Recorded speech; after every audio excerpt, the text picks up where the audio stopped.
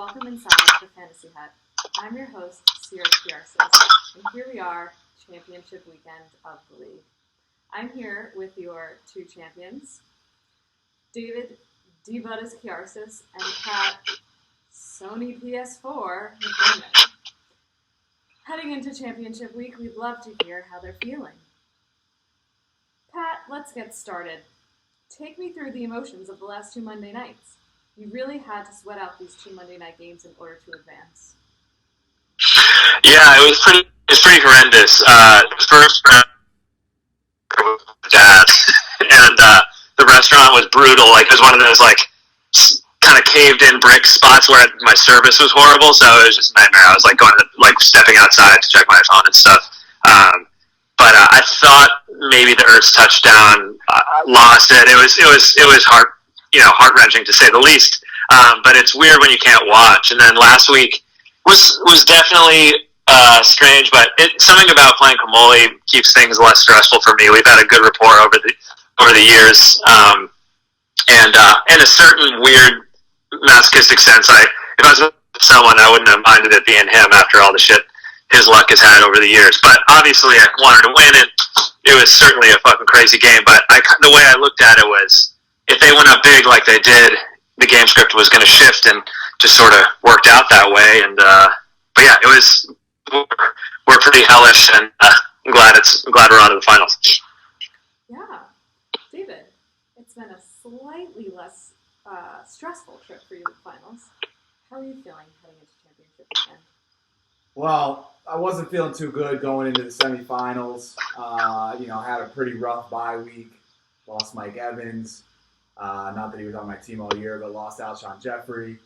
So I was certainly nervous last week. Felt good about some of my pickups. I think the key moving forward now, with looking at this week, is can't make any mistakes with my lineup decisions. Made a couple last week, but was able to kind of come through against a lesser opponent. I don't think that's going to be the case this week. So I'm going to certainly have to make all the right decisions in order to win the big one here. Yes. So one of the biggest storylines in the matchup is a similarity between your two franchises. You've had successful histories, and you've both won championships. You were also mostly built through the draft and off-season this year. Pat, what's your off-season and subsequent draft done to set you up for the season and ultimately get you to this point? This year's draft felt good, and I think leading up to it was one of those years. It's kind of funny how it changes year in and year out, but I felt the main strategy was the QB was super deep. Obviously, I kind of overbet on that with trading Lamar Jackson, and he had a historic year, but it still felt like you could just find QBs throughout. And then I felt like in the first round there were still a lot of question marks, and so I've always liked trading out for value, just because sometimes when I'm staring at guys I like, you see their names in the second and third, and the path to them landing first round value, to me at least, seemed relatively clear. And so getting those extra third rounders especially, and Lockett Godwin is exactly what I wanted. And then the Dalvin Cook strategy was moment one. I think I told David that as well, where, pushing to that 11th pick, I felt the worst case scenario was something around the land of landing Mixon, and I would have not gone that way anyways. I would have gone Amari or Edelman or something. But anyways, a lot of those moves were just based on feeling like there's depth at QB, and there's a lot of skill players I liked in rounds 2 and 3. And kind of top 6. And after that, I feel like yes, there's some great players, and I stumbled on some good ones late draft, but the talent pool with our keepers really falls off. So a lot of the bets worked this year, even though my keepers certainly didn't. But yeah, it's crazy when you get a solid draft how it can take you pretty far, regardless of an elite keeper situation. Right. David, as you said, you have overcome some injuries, but there's still a lot left from your draft as well.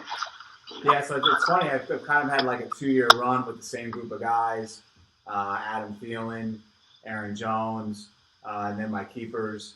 So yeah, similar to some draft conversations that Pat and I had was, running back versus receiver. I'm usually a go-heavy running back early guy. Did the opposite this year, and actually I think the running backs were kind of my steadiest group this season. Jones has been great. Singletary's been a pleasant surprise. Josh Jacobs won't have him this weekend, but he was great all year. And I actually think DeAndre Washington, assuming he gets the same workload, is an even better setup with his role just because he's going to be more involved in the passing game. And then the keepers, of course, Mahomes and Kittle.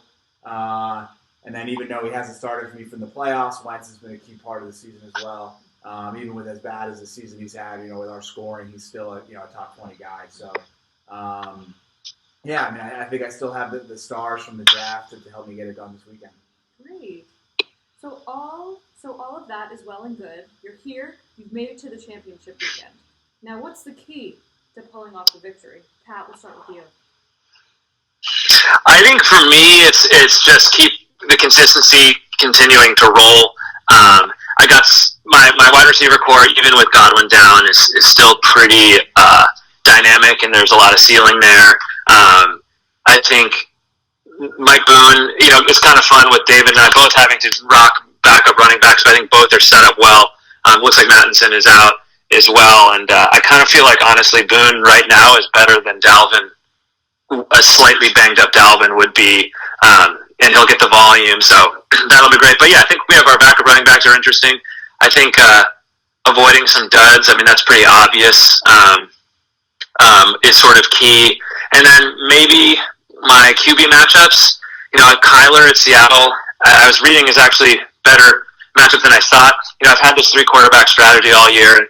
I'll probably implement it forever now, where I like having that option. Like if I was running Josh Allen in New England this weekend, I probably would have streamed, Dalton or someone else. So I'd say, some quarterback play and some matchups, but I think for my squad, just kind of continuing, and hopefully Dave doesn't blow up in a few obvious. I think he's got some blow up potential with, Aaron Jones, Kittle, AJ Brown. And so I think just consistency for me.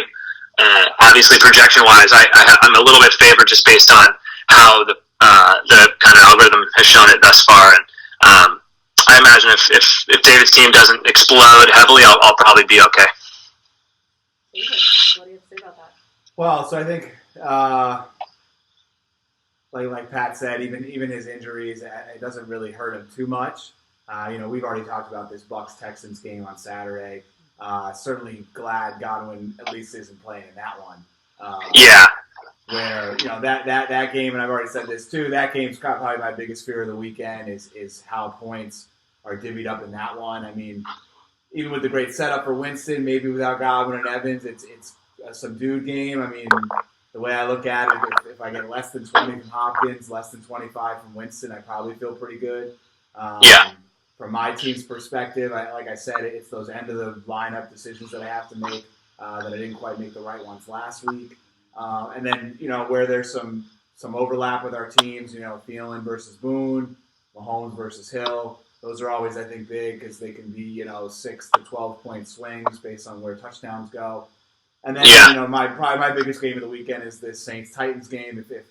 If I keep cooking my lineup and I got cooked Tannehill and Brown in that one, kind of game flow in that one, and I'm hoping that it could get into some sneaky shootout potential. That would be a big mover for me. Right. So my final question for both of you is a rhetorical one. We all know how much winning fantasy championships means to the league's owners, but to try and put into words what victory means this weekend for your franchise, we'll start with you, Pat.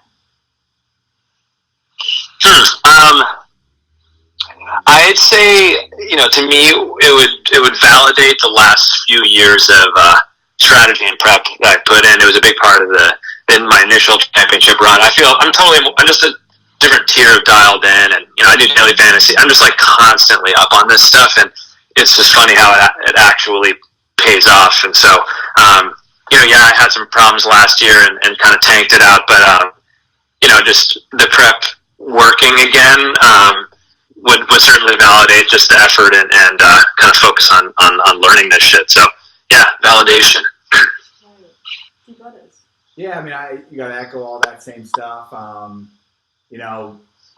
I think for kind of the divide in the league. You can tell which owners really put a lot into it and which ones don't.